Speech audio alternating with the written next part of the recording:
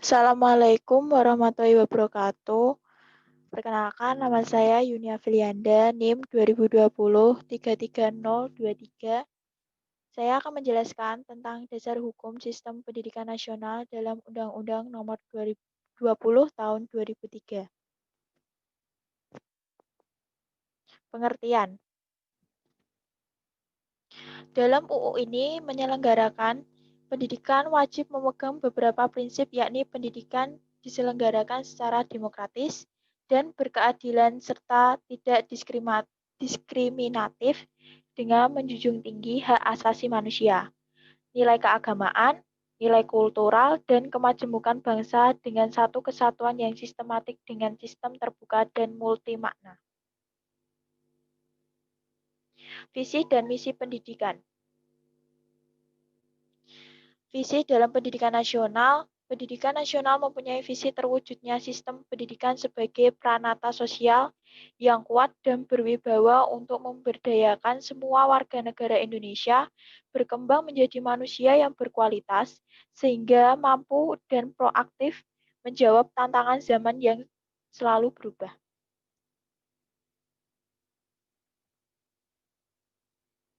Misi pendidikan.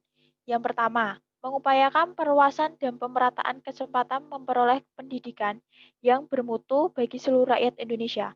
Yang kedua, membantu dan memfasilitasi pengembangan potensi anak bangsa secara utuh sejak usia dini sampai akhir hayat dalam rangka mewujudkan masyarakat belajar.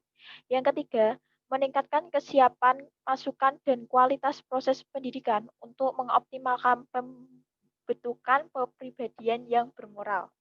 Yang keempat, meningkatkan keprofesionalan dan keakuntabilitas lembaga pendidikan sebagai pusat pembudayaan ilmu, pengetahuan, keterampilan, pengalaman, sikap, dan nilai berdasarkan standar nasional dan global.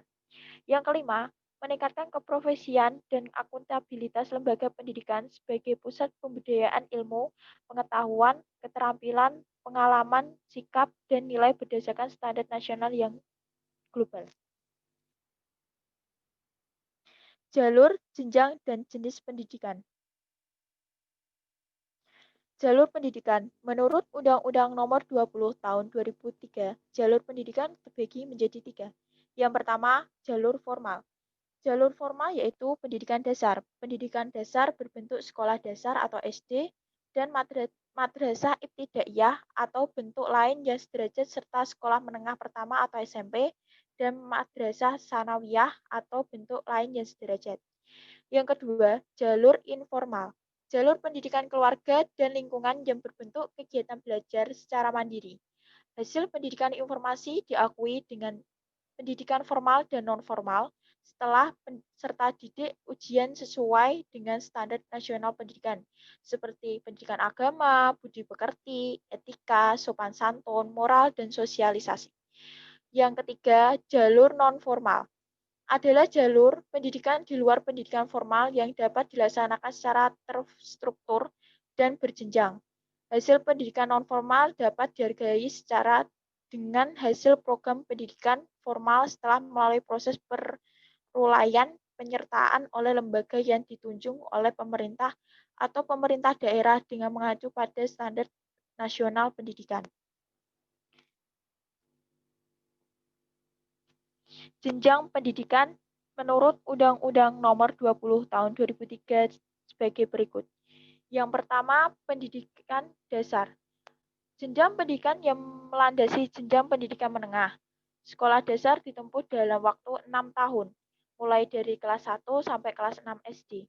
Pendidikan dasar berbentuk sekolah dasar atau SD, atau MI, atau bentuk yang lain. Yang kedua, pendidikan menengah merupakan lanjutan pendidikan dasar. Pendidikan menengah terdiri atas pendidikan menengah umum dan pendidikan menengah kejuruan. Seperti kalau kejuruan, seperti tata boga, kecantikan, dan lain sebagainya. Pendidikan menengah berbentuk sekolah menengah atas atau SMA atau madrasah aliyah atau MA. Yang ketiga, pendidikan tinggi merupakan jenjang pendidikan setelah pendidikan menengah yang mencakup program pendidikan, diploma, sarjana, magister, spesialis, doktor yang diselenggarakan oleh perguruan tinggi.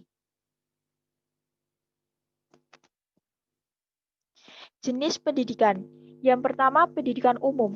Pendidikan umum ialah pendidikan dasar dan menengah yang mengutamakan perluasan pengetahuan yang diperlukan oleh peserta didik untuk melanjutkan pendidikan ke jenjang yang lebih tinggi. Yang kedua, pendidikan kejuruan. Pendidikan kejuruan yaitu pendidikan menengah yang mempersiapkan peserta didik, terutama untuk bekerja dalam bidang tertentu.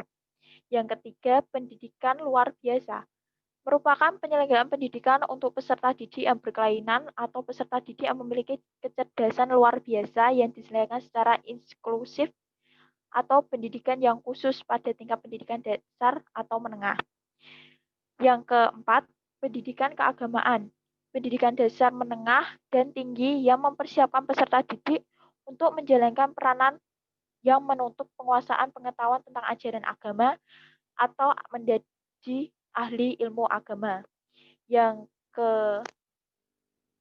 kelima, pendidikan kedinasan yaitu pendidikan yang peserta didik untuk mendapat menjalankan peranan menuntut penguasaan pengetahuan dan kemiliteran dalam pembelajarannya. Yang keenam, pendidikan akademik. Pendidikan tinggi, program sarjana pasca sarjana yang diarahkan terutama pada penguasaan disiplin ilmu pengetahuan tertentu. Peran serta masyarakat, hak dan kewajiban masyarakat terdapat pada pasal 8 yang berbunyi, masyarakat berhak berperan serta dalam perencanaan, pelaksanaan, pengawasan, dan evaluasi program pendidikan. Dan pada pasal 9 yang berbunyi, masyarakat berkewajiban memberikan dukungan sumber daya dalam penyelenggaraan pendidikan.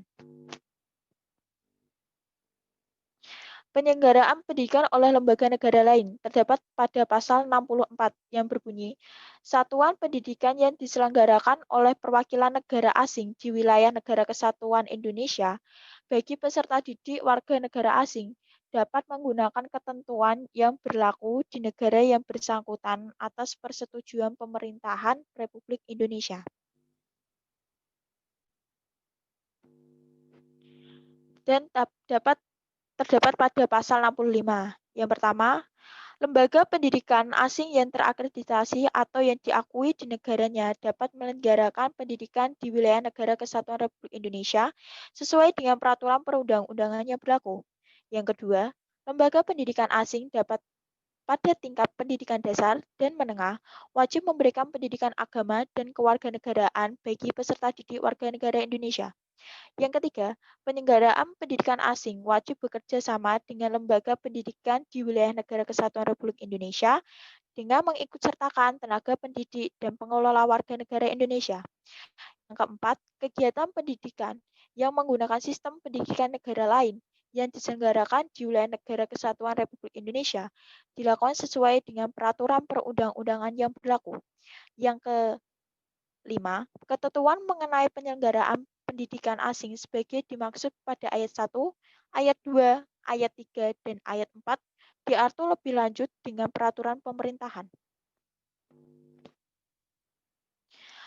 Peraturan Menteri atau Permen Pendukung Pendidikan Nasional dalam Undang-Undang Nomor 20 Tahun 2003. Yang pertama, pemerintah menentukan kebijakan nasional dan standar nasional pendidikan untuk menjamin mutu pendidikan nasional. Yang kedua, pemerintah atau pemerintah daerah menyelenggarakan sekurang-kurangnya satu satuan pendidikan pada semua jenjang pendidikan untuk dikembangkan menjadi satuan pendidikan yang bertaraf internasional. Yang ketiga, pemerintah daerah provinsi melakukan koordinasi atas penyelenggaraan pendidikan, pengembangan tenaga kependidikan, dan penyediaan fasilitas penyelenggaraan pendidikan lintas daerah kabupaten atau kota untuk tingkat pendidikan dasar dan menengah. Yang keempat, pemerintah kabupaten atau kota mengelola pendidikan dasar dan pendidikan menengah serta satuan pendidikan yang berbasis keunggulan lokal. Yang terakhir, perguruan tinggi menemukan kebijakan dan memiliki otonomi dalam mengelola pendidikan dikembangkannya. Terima kasih atas partisipasinya. Sekian dari saya. Wassalamualaikum warahmatullahi wabarakatuh.